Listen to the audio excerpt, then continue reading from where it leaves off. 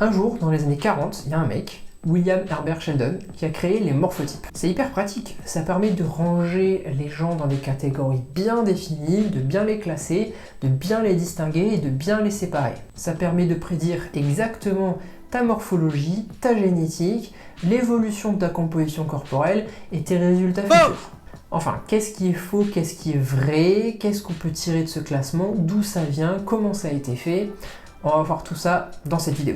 Je m'appelle Thibaut, je fais du suivi en ligne autour de l'alimentation et de la musculation. J'accompagne les personnes afin qu'elles se développent et qu'elles atteignent un meilleur physique, qu'elles soient mésomorphes, ectomorphes ou je sais pas quoi morphes. Tu connais la chanson, si le contenu te plaît, pense un like, abonne-toi.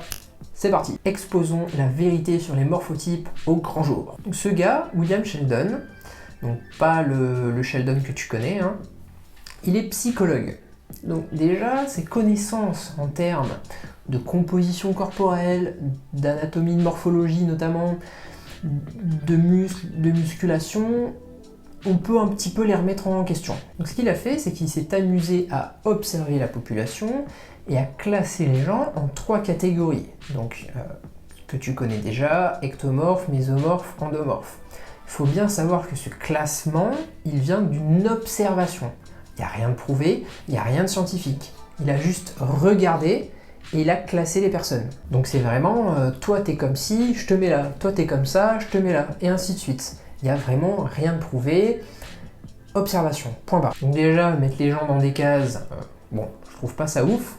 Et ensuite, ce qu'il faut bien comprendre, c'est que ce classement, il est issu de traits de personnalité. Il est issu de la psychologie. Car oui, comme je te l'ai dit, William, il est psychologue, et donc ce classement-là est notamment issu de traits de caractère, de traits de personnalité et de l'embryologie. En embryologie, on parle d'endoderme, de mésoderme et d'ectoderme.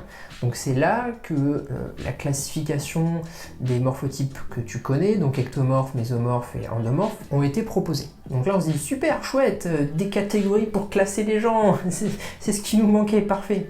Bon bref, donc j'ai pris quelques notes pour t'expliquer quels sont les traits de personnalité pouvant classer ces personnes. Donc en premier, on a les endomorphes. Donc c'est les personnes qui seraient extraverties, qui aimeraient le confort, la sociabilité, la bonne humeur, le contact humain, les plaisirs de la table, le plaisir de manger. Ok. Après, on a les mésomorphes. Donc ça serait des personnes courageuses, actives, dynamiques, autoritaires, qui aiment prendre des risques, elles sont pleines d'énergie. Et enfin, pour finir, on a l'ectomorphe. Donc là, on parle plus du système nerveux, ce sont des personnes introverties, plutôt sensibles et timides, qui sont plus portées sur l'intellect. Bon, tu vois que c'est quand même assez réducteur. Donc tu vois, moi par exemple, je me dis, ok, je suis quelqu'un de réservé, mais je suis pas timide, j'aime bien manger, mais en même temps, je suis relativement actif, même si ça varie, je suis plutôt quelqu'un de sensible, mais je suis pas autoritaire. Je me dis, mais mince, où est-ce que je me situe? Ben, en fait, je suis moi, mais je suis pas une case, tout simplement. Et c'est pareil pour toi. Et en fait, ces catégories-là, je trouve que ça ratisse tellement large que tu peux toujours t'identifier à une partie des critères. Donc là, par exemple, bon, je te l'ai fait rapidement, mais je pourrais m'identifier aux 3 critères. Il y a toujours une partie de ces morphotypes sur laquelle je peux correspondre.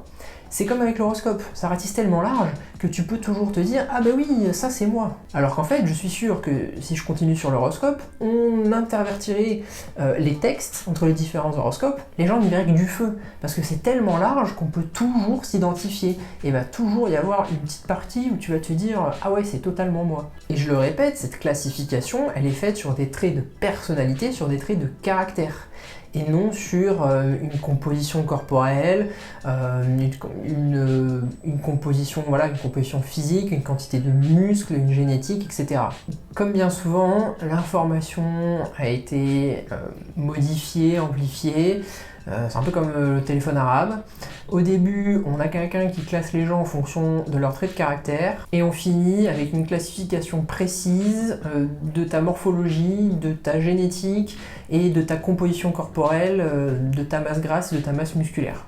Ce qui n'a rien à voir. Donc en fait, on se retrouve avec des morphotypes qui sont très pratiques pour simplifier à l'extrême la génétique, la morphologie, ce qui rend ces sujets-là bien plus abordables et bien plus faciles d'accès. Et cela empêche vraiment de comprendre quels sont les différents facteurs qui vont agir sur notre évolution, aussi bien de prise de muscle, de perte de gras, mais tout ce qui peut jouer aussi sur la génétique, la morphologie, etc. Le fond de ma pensée, c'est qu'en fait les morphotypes sont une sorte d'excuse. C'est une excuse pour justifier une absence de résultat ou un échec lorsqu'on veut changer physiquement. C'est quelque chose en tout cas que je retrouve beaucoup, qu'on peut retrouver un petit peu, oui je suis tel morphotype donc je peux pas prendre de muscle ou je ne sais quoi encore. Donc ce que je te conseille, si tu te reconnais un petit peu là-dedans, c'est que vraiment travaille pour progresser et ne pense pas, ne crois pas que tu es limité, ton potentiel en fait de développement serait limité par une mauvaise classification de traits de personnalité. Ça n'a aucune cohérence. Ta composition corporelle et tes changements futurs de muscles et de quantité de masse grasse dépendent d'énormément de facteurs et ne pourraient être réduits à une simple classification liée à une observation. Ça va dépendre de ta nutrition, de ton mode de vie, de ta génétique, de ton environnement, de ton éducation, de ta carrure osseuse, tes segments osseux. Ça dépend également de tes niveaux d'hormones, de ton poids à la naissance. Il y a aussi certains facteurs héréditaires qui peuvent rentrer en compte. Bref, il y a plein de paramètres à prendre en compte. Et c'est beaucoup plus complexe qu'on ne le pense. C'est pas un seul critère ectomorphe ou je ne sais quoi d'autre qui va totalement réguler et totalement prédire ton évolution corporelle future. Donc vraiment, ce que tu dois retenir de cette vidéo, c'est que les morphotypes tels qu'on les connaît actuellement, c'est un classement psychologique, c'est un classement qui vient de traits de personnalité, de traits de caractère, de comportement et de processus mentaux. Et c'est pas un classement physiologique. Donc physiologique, c'est un petit peu le comportement de l'organisme avec son environnement. Donc c'est pas du tout le cas. Et en comprenant ça, il est très clair que ça n'a pas de valeur sur le plan voilà, de la progression, de la composition corporelle. Donc je ne veux plus entendre d'excuses vis-à-vis des morphotypes, et la prochaine fois que toi tu entends quelqu'un te dire j'arrive pas à perdre du gras parce que je suis je sais pas quoi morphe, et bien tu lui fais regarder cette vidéo, ça aidera tout le monde. Allez, sur ce, la vidéo est finie, je te remercie de ton écoute, de ton attention, mets-moi un petit like, abonne-toi et partage à fond. Je te retrouve pour la prochaine. Ciao ciao.